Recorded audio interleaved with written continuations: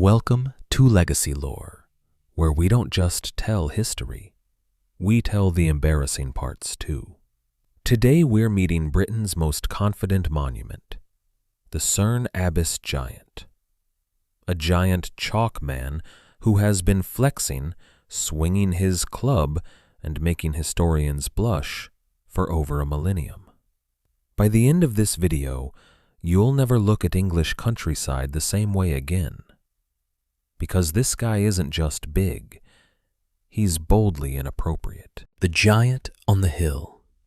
Nestled in the peaceful Dorset countryside near the village of Cerne Abbas, this larger-than-life figure has been dominating the landscape since, well, we're still arguing about exactly when.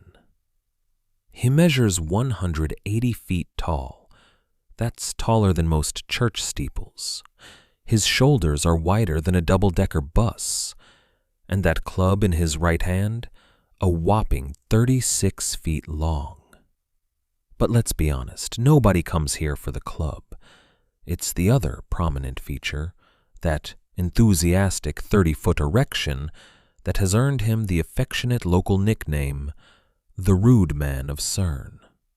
Locals say that for centuries, couples who wanted a baby would visit the giant's most obvious asset and spend some quality time there. Fertility treatment, medieval style. No appointment needed, just bring a blanket and a sense of adventure. Even today, some people still swear by it. Talk about natural Viagra. The mystery that refused to die. Old maps, Victorian postcards, archaeologists digging, snail shells, dating animations. For hundreds of years, nobody could agree on who this exhibitionist giant actually was. Some experts insisted he was prehistoric, an ancient fertility god from the Iron Age. Others said he must be Roman, perhaps a cheeky depiction of Hercules. A few wild theories even claimed he was carved in the 17th century just to troll Oliver Cromwell.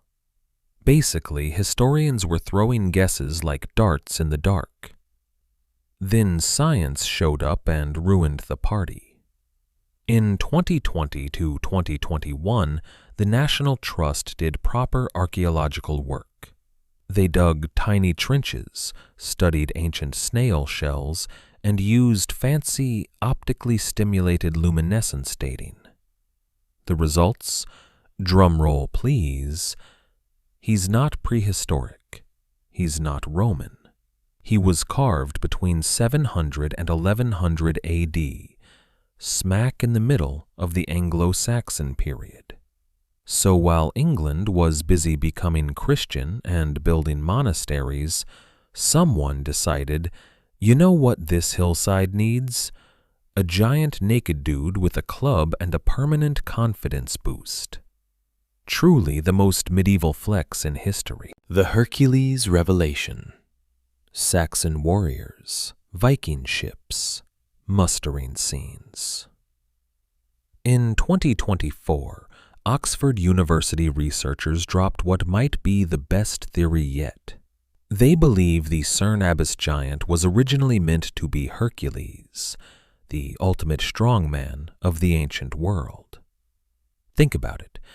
That massive knotted club, classic Hercules' signature move. The powerful stance, the heroic muscles, it all matches ancient Roman and Greek art. So why carve Hercules in Christian England? Here's the clever part. During the late 9th and 10th centuries, the Kingdom of Wessex was getting repeatedly hammered by Viking raids. They needed a quick way to gather their armies. What better landmark than a 180-foot-tall naked strongman holding a giant club? You can almost hear the Saxon commander shouting, "All right, lads, meet at the giant's," well, you know where, and try not to stare. Over time, the giant may have been slightly Christianized. Some believe he once wore trousers or a belt, but later generations decided to let him go full natural. The erection? Possibly a later upgrade, because nothing says medieval England like adding extra drama to an already dramatic figure. The enduring legacy. Today, the National Trust looks after him like a slightly embarrassing uncle. Every few years, volunteers climb the hill with buckets of chalk to touch him up and keep him looking bright and enthusiastic. He's become one of England's most loved tourist attractions. Families visit, take photos, and then awkwardly explain to their kids why the giant is very happy to see everyone.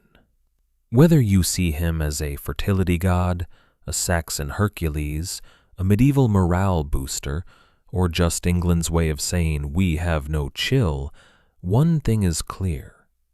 This giant has been confidently strutting his stuff for over 1,000 years, surviving wars, religion changes, and endless theories.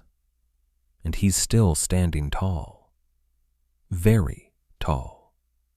So tell me in the comments, what do you think the Cerne Abbas Giant really is? A pagan fertility symbol? A heroic Saxon landmark? Or did someone in the 10th century just have way too much time and chalk?